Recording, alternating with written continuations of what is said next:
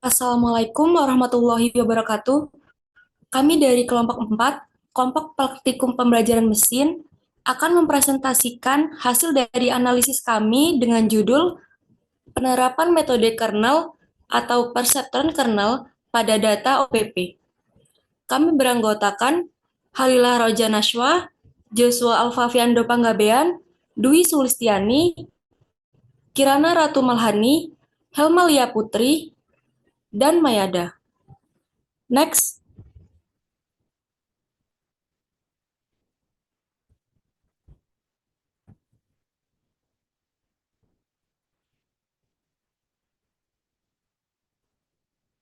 Dengan perkembangan teknologi saat ini, sebagian besar perusahaan maupun organisasi membutuhkan sistem yang mendukung sistem informasi, yang dimana tersimpan dalam bentuk dokumen dan teks.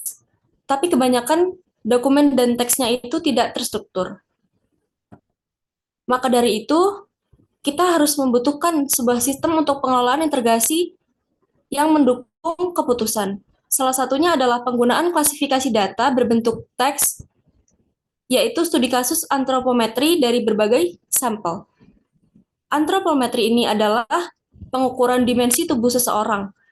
Dalam metode kernelized perceptron atau perceptron kernel yang digunakan pada analisis kali ini, kami menggunakan dataset OPP untuk mengklasifikasikan usia berdasarkan fitur-fitur yang ada dalam dataset. Analisis dilakukan untuk menerapkan metode ini, yang dimana langkah-langkahnya dimulai dari pembagian dataset, subset pelatihan, dan uji, kemudian pengolahan yang mencakup eliminasi atribut non-informatif dan normalisasi fitur menggunakan metode standar scalar. Kemudian di sini kita fokus pada peningkatan akurasi melalui representasi nonlinear data, kemudian dilakukan evaluasi pada dataset ini dengan melakukan uji, kemudian perancangan implementasi menggunakan Python ini menunjukkan bahwasannya metode ini digunakan untuk analisis usia. Next.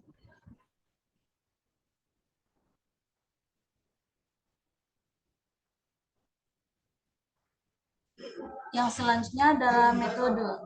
Yang pertama adalah data. Dataset yang digunakan pada penelitian ini adalah dataset OOP. Data didapatkan dari modul 5 praktikum pembelajaran mesin. Metode selanjutnya adalah studi literatur. Proses yang pertama adalah processing data. Pada tahap ini langkah-langkah untuk mempersiapkan data dilakukan. Pada kode Python dilakukan langkah-langkah sebagai berikut. Yang pertama ada drop columns, column case, pop, sex, dan site. Dihapus dari dataset. Hal ini dilakukan karena kolom-kolom tersebut tidak relevan untuk analisis usia. Yang kedua adalah missing value. Untuk menghapus baris yang mengandung nilai-nilai kosong dari dataset. Metode selanjutnya adalah normalisasi data. Langkah-langkah normalisasi dilakukan untuk membawa semua fitur ke dalam skala yang seragam. Pada kode Python dilakukan langkah-langkahnya sebagai berikut. Yang pertama, data dibagi menjadi data latih atau train data dan data uji test data menggunakan train test split. Yang kedua adalah fitur-fitur pada data latih dan data uji dinormalisasikan menggunakan standar scalar dengan menggunakan fit transform untuk data latih dan transform untuk data uji.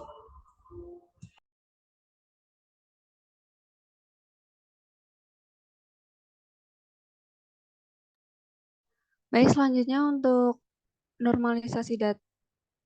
Selanjutnya untuk perceptron kernel, untuk metode klasifikasinya di sini langkah-langkahnya yaitu ada pembentukan fungsi kernel, dalam hal ini kernel sampel yang mengukur kesamaan antara dua vektor. Kemudian ada melatih modal perceptron kernel.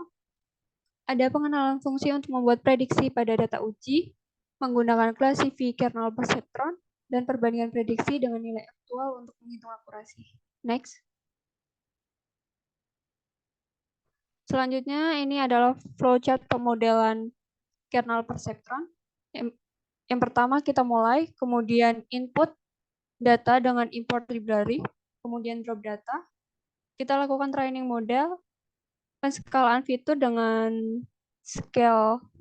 scale, kemudian kita lakukan fungsi kernel, lakukan fungsi training kernel perceptron, lalu fungsi prekognitif kernel perceptron, klasifikasi kernel perceptron, klasifikasi uji sampel, kita lakukan data frame comparison, kalkulasi akurasi, dan melakukan plot untuk nilai aktual dan prediksi. Selesai.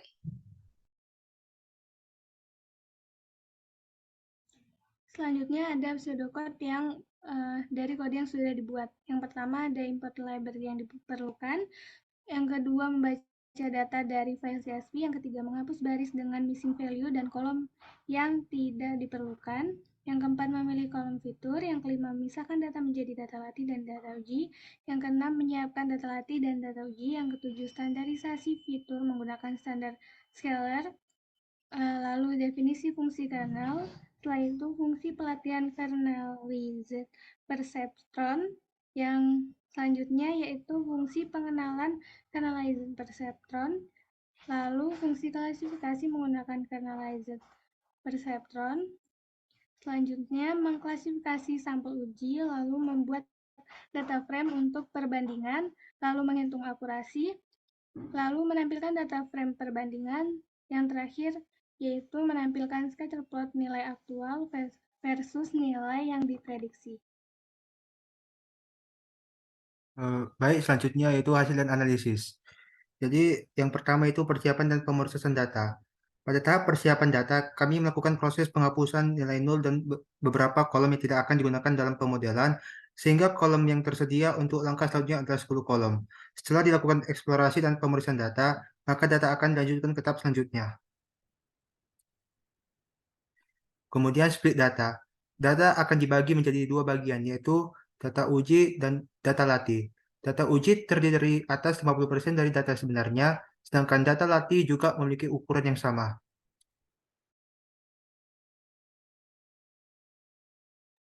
Langkah selanjutnya adalah normalisasi data. Proses ini terdiri dari 3 langkah. Yang pertama, melakukan pembuatan objek standar scalar untuk menghitung rata-rata dan standar deviasi setiap fitur. Selanjutnya, dilakukan penggunaan fit transform pada data latih atau X-train untuk mengubah nilainya agar memiliki rata-rata 0 dan standar deviasi 1. Dan yang terakhir, menerapkan transformasi yang sama pada data uji atau X-test dengan menggunakan transform, memastikan bahwa skala fitur-fitur dijaga seragam antara data latih dan data uji. Setelah normalisasi, next.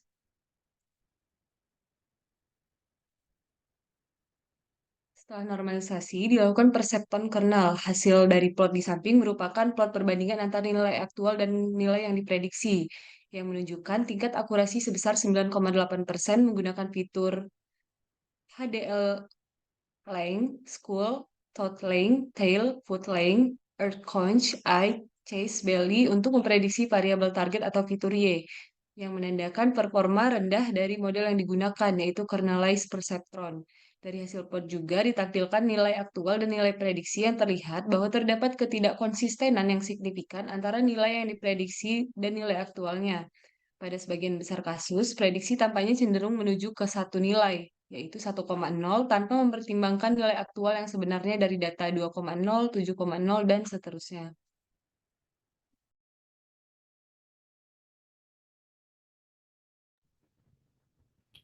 Baiklah,